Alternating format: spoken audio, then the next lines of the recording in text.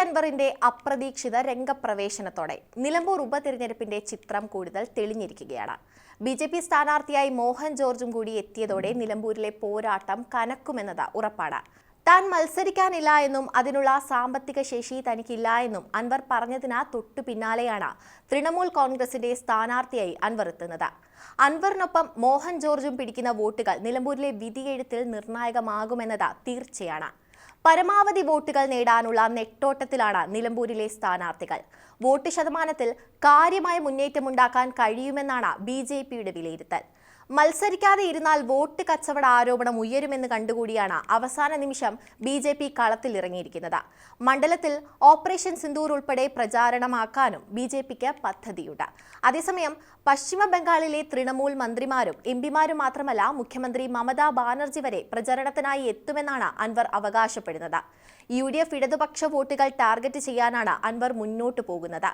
അൻവർ പിടിക്കുന്ന വോട്ടുകൾ UDF സ്ഥാനാർത്ഥിയുടെ പരാജയത്തിന് കാരണമാവുകയും നല്ലൊരു ശതമാനം വോട്ടുകൾ പിടിക്കാനും സാധിച്ചാൽ 2026 നിയമസഭാ തിരഞ്ഞെടുപ്പിൽ UDF ബർത്ത് ഉറപ്പിക്കാമെന്നും ഒന്നിൽ കൂടുതൽ സീറ്റുകൾ മത്സരിക്കാൻ ലഭിക്കുമെന്നാണ് അൻവറിന്റെ പ്രതീക്ഷ.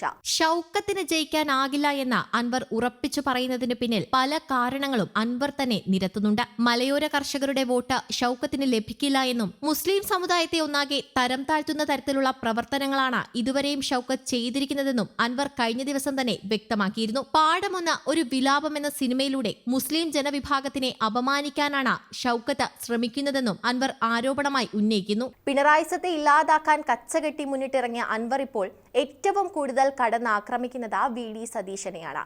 പിണറായി വിജയനിൽ നിന്നും അൻവറിന്റെ ടാർഗറ്റ് സതീശനിലേക്ക് പോയോ എന്ന സംശയമുണ്ട് കണ്ടു നിൽക്കുന്നവർക്കും. കൃത്യമായ അജണ്ട മുൻനിർത്തിയാണ് അൻവറിന്റെ ഈ നീക്കങ്ങൾ. VD സതീശൻ മുൻകൈയെടുത്ത് മത്സരിക്കാൻ നിർത്തിയ ആര്യാടൻ ഷൗക്കത്ത് പരാജയപ്പെട്ടാൽ UDFൽ സതീശന്റെ നില താഴേക്ക് പതിക്കുമെന്ന വിശ്വാസവും അൻവറിനുണ്ട്. മാത്രമല്ല, അൻവറിനെ UDFൽ എത്തിക്കാൻ ശ്രമിച്ച കെ സുധാകരൻ, കെ മുരളീധരൻ, രമേശ് ചെന്നിത്തല എന്നീ നേതാക്കൾക്കും ഷൗക്കത്ത് നിലമ്പൂരിൽ പരാജയപ്പെട്ടാൽ സതീശനെതിരെ പുതിയ ആയുധം ലഭിക്കും. KPCC അധ്യക്ഷ സ്ഥാനത്ത് നിന്നും കെ സുധാകരനെ മാറ്റിയ സാഹചര്യത്തിൽ നിലമ്പൂരിൽ UDF പരാജയപ്പെട്ടാൽ VD സതീശൻ UDF ചെയർമാൻ സ്ഥാനവും പ്രതിപക്ഷ നേതൃസ്ഥാനവും ഒഴിയണമെന്ന ആവശ്യവും ഈ നേതാക്കൾക്ക് മുന്നോട്ട് വെക്കാൻ സാധിക്കും.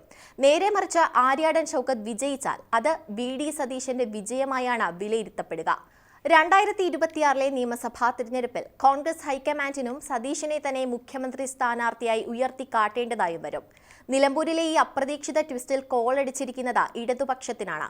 അൻവർ കൂടി മത്സര രംഗത്തിറങ്ങുന്നത് ഭരണപക്ഷ വിരുദ്ധ വോട്ടുകൾ ഭിന്നിപ്പിക്കുമെന്നും M സ്വരാജ് മികച്ച വോട്ടുകൾക്ക് വിജയിക്കുമെന്നുമാണ് CPM നേതൃത്വം കണക്കുകൂട്ടുന്നത്. പ്രചരണ രംഗത്ത് സ്വരാജിന്റെ ലാൻഡിംഗ് UDFന് റെഡ് അലേർട്ട് ആണെന്നാണ് CPM സൈബർ പ്രൊഫൈലുകൾ സോഷ്യൽ മീഡിയകളിൽ ആഘോഷിക്കുന്നത്.